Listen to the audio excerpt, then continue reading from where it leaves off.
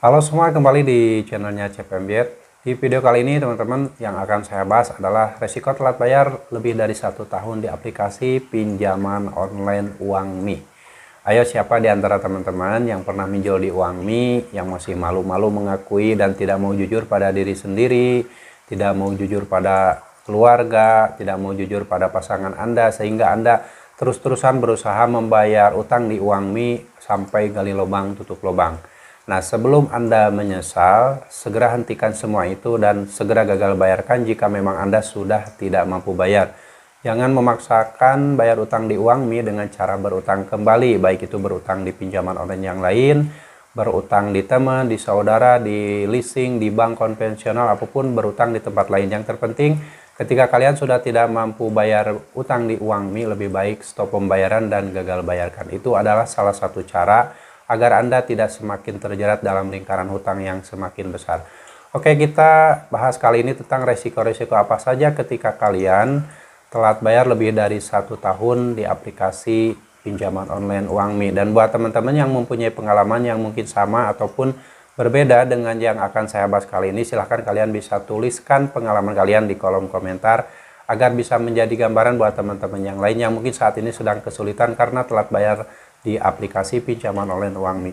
Oke, Uangmi ini merupakan pinjaman online yang statusnya terdaftar di Otoritas Jasa Keuangan, dan ketika kita menjadi nasabah Uangmi ini saat pertama kali pasti kalian dikasih limit yang tidak terlalu besar, dan biasanya ada yang dikasih limit 1 juta rupiah, tenornya 30 hari, lalu ada juga yang dikasih limit pinjaman sampai 3 juta rupiah, tenornya misalkan 3 bulan atau 90 hari. Itu berbeda-beda tergantung data-data yang kita ajukan ketika pertama kali mengajukan data di aplikasi pinjaman online Uangmi.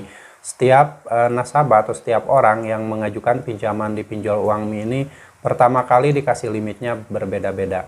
Dan buat teman-teman yang sudah terlanjur meminjam uang di aplikasi pinjaman online Uangmi dan sudah telat lebih dari 1 tahun, apa saja resikonya? Ini menurut pengalaman dari teman-teman semua ketika telat bayar di aplikasi pinjaman online Uangmi lebih dari 1 tahun.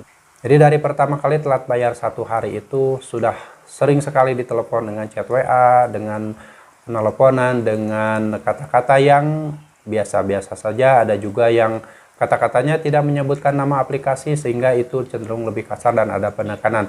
Bahkan ketika kalian masih berusaha untuk membayar dengan cara dicicil sesuai kemampuan kalian, sebagai contoh misalkan kalian membayar dulu 50.000, membayar dulu 100.000 rupiah atau 200.000 rupiah, itu dari penagihan dari Deskol pinjaman online Uangmi ini justru malah mencaci maki gitu.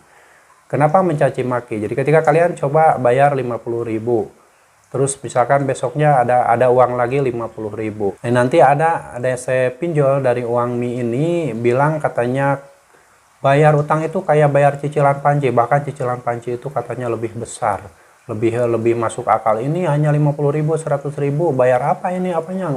Jadi pokoknya kata-kata yang cenderung seolah-olah mereka itu tidak suka. Mereka inginnya kita itu bayar full, bayar sesuai dengan tagihan. Ya, kalau memang kendala kita sebagai nasabah tidak mampu bayar, walaupun kita berusaha membayar dengan cara dicicil 50.000, 100.000 rupiah, itu tidak akan pernah menyelesaikan masalah, dan justru utang kita tidak akan pernah berkurang. Karena setiap hari kalau kita sudah telat bayar itu ada bunga yang terus berjalan dan denda yang terus berjalan. Sehingga kalian tidak usah melakukan pembayaran dengan cara dicicil. Pokoknya jangan pernah melakukan pembayaran di pinjaman online Uangmi dengan cara dicicil. Itu tidak akan menyelesaikan permasalahan utang kalian. Justru kalian akan semakin terjerat karena utang bertambah, dan kalian juga mencicil setiap hari, itu sangat beresiko sekali. Jadi lebih baik ketika kalian sudah tidak mampu bayar di pinjaman online Uangmi, solusinya hanya satu, yaitu stop pembayaran secara online dan gagal bayarkan semuanya. Jangan memaksakan membayar utang dengan cara berutang.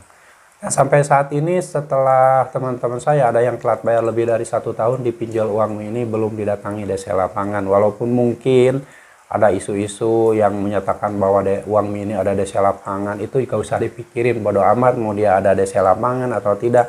Yang terpenting Kalian kuatkan mental, kuatkan fisik, sehatkan pikiran kalian, jangan memikirkan sesuatu yang belum tentu terjadi. Dan ingat, ketika kalian dalam kesulitan, belum bisa membayarkan utang di Uangmi, salah satu solusinya adalah kalian tetap berusaha mendekatkan diri sama Allah, meminta pertolongan sama Allah, dan meminta petunjuk dan jalan keluar sama Allah Subhanahu wa Ta'ala.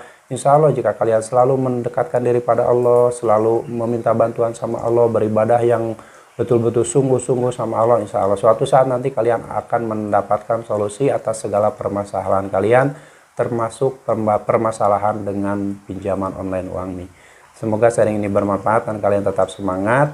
Jangan sampai kalian mengabaikan kehidupan kalian hanya demi mempertahankan pinjaman online Uangmi.